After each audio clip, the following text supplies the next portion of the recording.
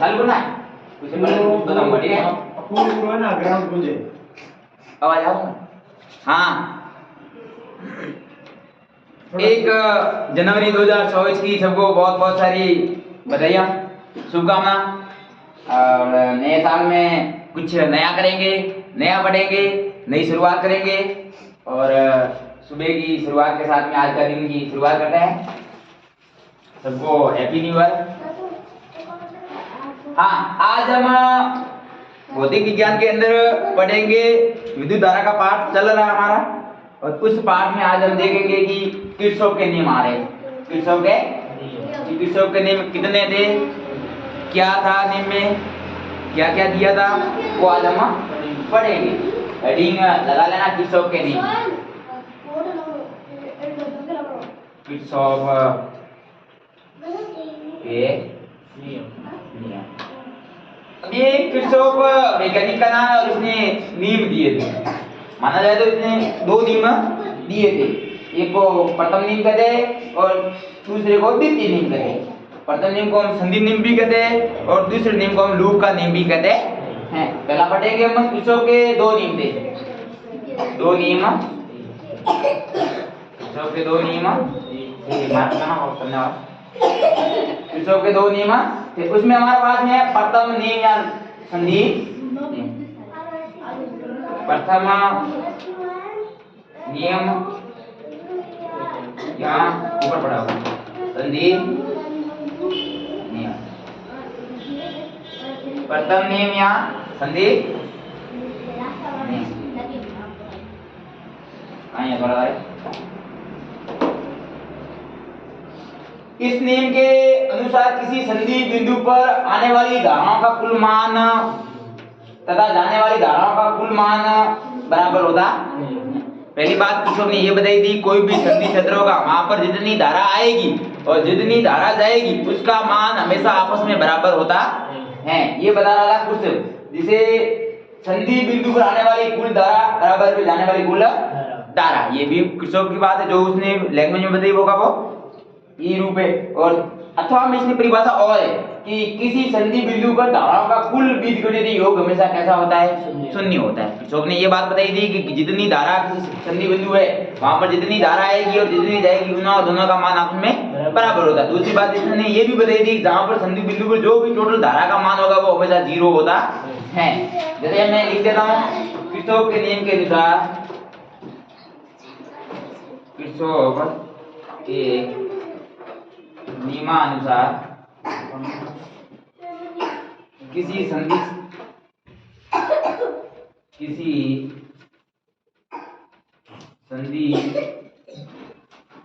बिंदु पर जाने वाली धारा का मान, जाने वाली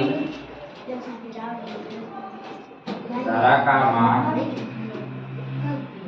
और आने वाली धारा का मान, आने वाली धारा का मान बराबर होता है। किरचॉफ अपने पहले नियम में, प्रथम नियम में या संधि नियम में ये बता रहा है कि किरचॉफ के नियमानुसार किसी संधि बिंदु पर जाने वाली धारा का मान और आने वाली धारा का मान क्या होता है? बराबर होता है। ये किरचॉफ बता रहा है अपने पहले नियम में। और फिर इसने ये भी लिखा भी जाने वाली धारा का मान, जाने वाली धारा बराबर में किसके बराबर होता है? ये आने वाली धारा के बराबर, आने वाली धारा के बराबर। ये बता रहा है इस परिभाषा में कि जाने वाली धारा होगी वो आने वाली धारा का मान होगा वो आपस में क्या होगा? बराबर। अथवा एक और परिभाषा बताइए, अथवा में ये बताइए किसी संधि बिंदु पर जितनी धारा का मान होगा वो कितना होगा? 0 होगा। किसी संधि बिंदु पर धाराओं का कुल बीजगणितीय योग 0 होता। अथवा में परिभाषा बताइए, किसी संधि बिंदु पर कुल धाराओं का बीजगणितीय योग 0 होता बीज गणित का मतलब गणित की हिसाब से हम योग करेंगे, जोड़ करेंगे, उसका मान होगा वो 0 होगा। एक संधि बिंदु है जहां पर कुल धारा कितनी आ रही है, जा रही है, टोटल इसका हम अंतिम समय में जोड़ेंगे तो उसका मान मतलब एप्सिलॉन आई बराबर हमारा क्या हो जाएगा 0 हो जाएगा। ये बता रहा है कि किसी संधि बिंदु पर कुल धाराओं का बीजगणित योग शून्य होता। किरचॉफ का प्रथम नियम में पता चल गया, क्या पता चला, किरचॉफ के नियम के अनुसार किसी संधि बिंदु पर जाने वाली धारा का मान और आने वाली धारा का मान होता है वो क्या होता है, बराबर होता है। फिर इसने ये भी बताया कि किसी संधि बिंदु पर कुल धाराओं का बीजगणित योग होगा वो क्या होगा, कोई भी संधि बिंदु होगा, धारा मतलब परिपथ लेंगे, उसके अंदर एक संधि करेंगे भाई यहाँ पर कुल धारा कितनी आ रही है और कितनी जा रही है, अगर उसका टोटल का हम एडिशनल मतलब योग करेंगे तो उसका मान कितना आ जाएगा 0 आ जाएगा। ये तो हमारे पास में है प्रथम नियम। और इसमें और आप भी बता सकते हैं कि आवेश के नियम का पालन करता है, मतलब आवेश के नियम की पालन करेगा और संधि बिंदु की ओर जाने वाली धारा का मान बराबर आने वाली धारा का मान, ये तो मैंने आपको बता दिया। अब द्वितीय नियम या लूप का नियम, द्वितीय नियम या लूप का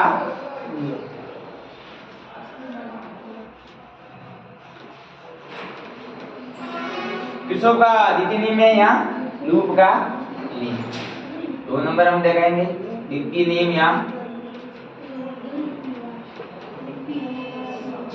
लूप, द्वितीय नियम या लूप का नियम। अब द्वितीय नियम क्या हमारे पास में, इस नियम के अनुसार किसी बंद परिपथ के विभव पतना या विभवांतर का बीजगणित योग क्या होगा, शून्य होगा। पहली नियम में तो हमारे धाराओं का योग शून्य था, लेकिन किस नियम में इसने बताया तो विभवांतर का मान होगा, विभवांतर का योग होगा, बीजगणित योग को शून्य होता है। इस नियम के अनुसार, इस नियम के अनुसार किसी बिंदु परिपथ के, किसी बिंदु परिपथ के विभव पतना या विभवांतरों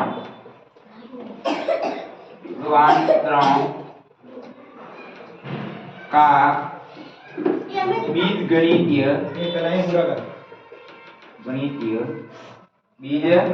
गणितीय योग शून्य होता है।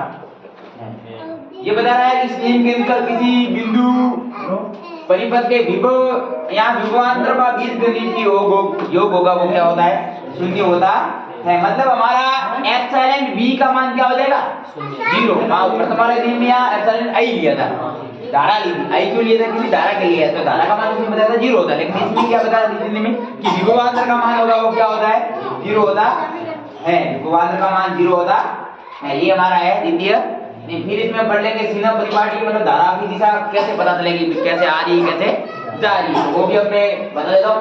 प्रथम नियम में धारा 0 होगी, द्वितीय नियम में विभवांतर 0 होता है, आपको इतना याद रखना है। अब भाई सीन का कैसे पता चले, कैसे आप पता लगाओगे, धारा जा रही तो क्या लगाओगे, आ रही तो क्या लगाओगे, ये भी बताना चाहिए हमें। लेकिन बीजगणित योग कैसे कर सकता हूँ, जैसे सीना परिपाटी में मैं आपको बता देता हूँ।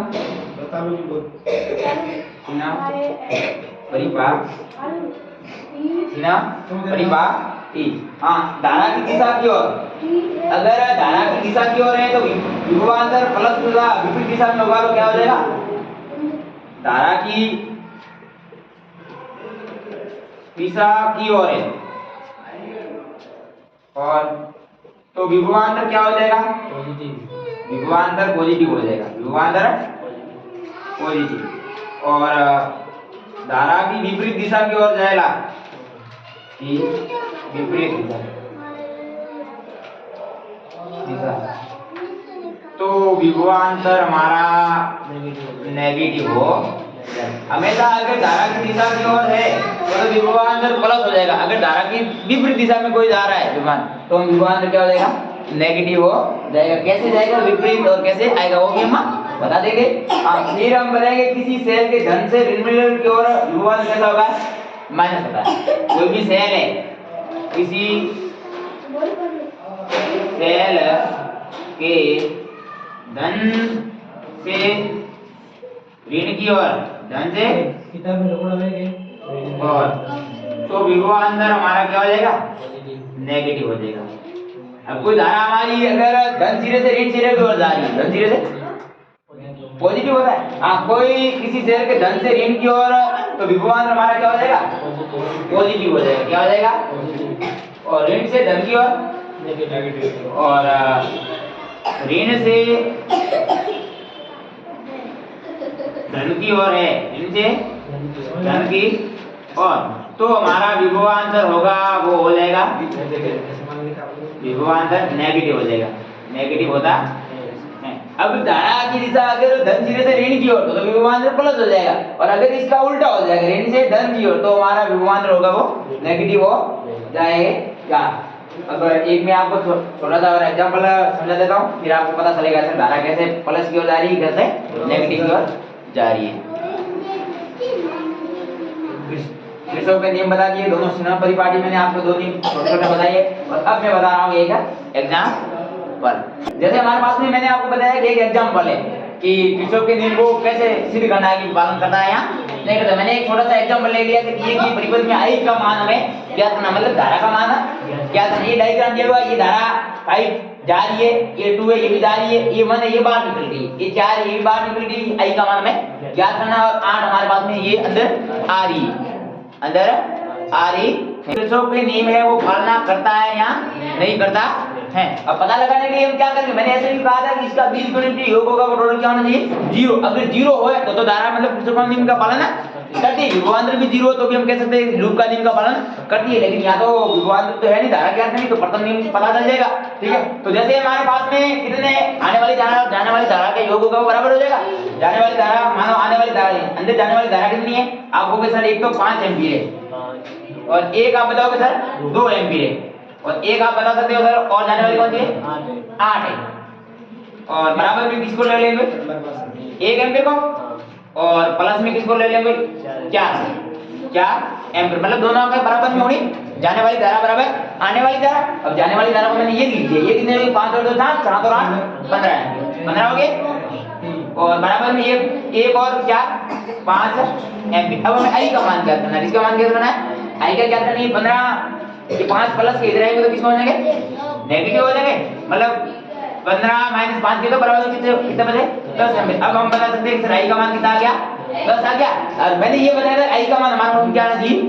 0 आना चाहिए। हमारे पास किरचॉफ के प्रश्न में ये था I बराबर क्या था?